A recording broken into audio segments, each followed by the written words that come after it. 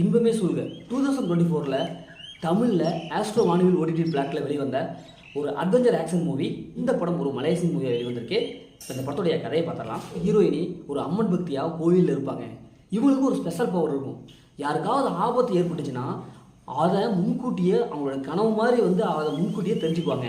அவங்கள்ட்ட சொல்லி அந்த ஆபத்துலேருந்து அவங்க நீக்குவாங்க. ஒரு குறி சொல்கிற மாதிரி அந்த கோயிலே இருந்துகிட்டு இருப்பாங்க. இப்போ இந்த கோயிலை எப்படியாவது அபகரிக்கணும் அப்படின்னு சொல்லிட்டு ஒரு வில்லன் குரூப் அப்படியே ட்ரை பண்ணிட்டு இருப்பாங்க.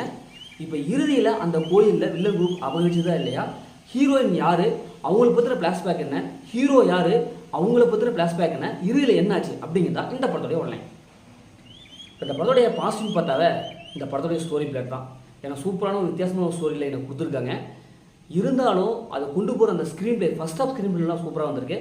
ஹீரோயினுக்கு ஒரு ஸ்பெஷல் பவர் ஒன்று இருக்கும். அந்த ஸ்பெஷல் பவர் ஒரு வித்தியாசமாக இருக்குது. விஎஃப்எஸ் காட்சிலாம் நல்லாயிருக்கு. படத்தில் நடிச்சு எல்லாமே சூப்பராக பர்ஃபார்ம் பண்ணியிருக்காங்க. ஹீரோடைய ஃப்ளாஷ்பேக், ஹீரோ யார், அவங்களுடைய ஃப்ளாஷ்பேக் இதில் அழகாக சொல்லியிருப்பாங்க. எமோஷனல் ஈஸியாக கனெக்ட் ஆகுது. மியூசிக் மியூசிக் நல்லாயிருக்கு. சினிமோட்டோகிராஃபி படத்துக்கு என்ன தேவையோ அதை கொடுத்துருக்காங்க. ஃபர்ஸ்ட் ஹாஃப்லாம் நம்ம இன்ட்ரெஸ்ட்டாக கொண்டு போயிருக்காங்க. அடுத்தது என்ன நடக்கும் அப்படிங்கிற ஒரு படப்பை ஏற்படுத்தியிருக்காங்க. செகண்ட் ஹாஃபும் ஓரளவுக்கு நல்லா கொண்டு போயிருக்காங்க. கிளைமேக்ஸ் ஓரளவுக்கு நல்லாயிருக்கு. இப்போ இந்த படத்துடைய நெகட்டிவ்னு பார்த்தாவே ஸ்டோரி தான். என்னடா அது ஃபஸ்ட்டில் ஸ்டோரி நல்லா இருக்குன்னு சொல்லிட்டு இப்போ சொல்லிக்கிறீங்கன்னா, கண்டிப்பாக அந்த ஸ்டோரி பார்த்து பழக்கப்படலாம். இதே மாதிரி ஏகப்பட்ட படம் தமிழில் வந்துருச்சு. அதே டெம்ப்ளேட் தான் கொண்டு போயிருக்காங்க. செகண்ட் ஹாஃபில் ஓரளவுக்கு மிடில் பார்த்தா படத்தோட சிங்கிள் ப்ரெடிக்டபுளாக இருக்குது. இவங்க ஹீரோயின் கேரக்டர் முழுமையாக எழுதலை. அதேமாதிரி ஹீரோடைய கேரக்டர் முழுமையாக எழுதலை. வில்லன் கேரக்டர் ரொம்ப அடிவாங்குது. ஒரு ஸ்ட்ராங்கான வில்லனே இல்லை. ஏதோ வில்லன் அப்படின்ட்டு தான் இருக்கலாம். ஏன்னா வில்லனையாவது ஒரு ஸ்ட்ராங்காக கொடுத்துருக்கலாம். அப்படி கொடுத்துருந்தாங்கன்னா படம் செமையாக ஹிட் ஆகிருக்கும். நான் சொன்ன மாதிரி எந்த ஒரு கேரக்டர் ஈஸியாக கனெக்ட் பண்ண முடியல.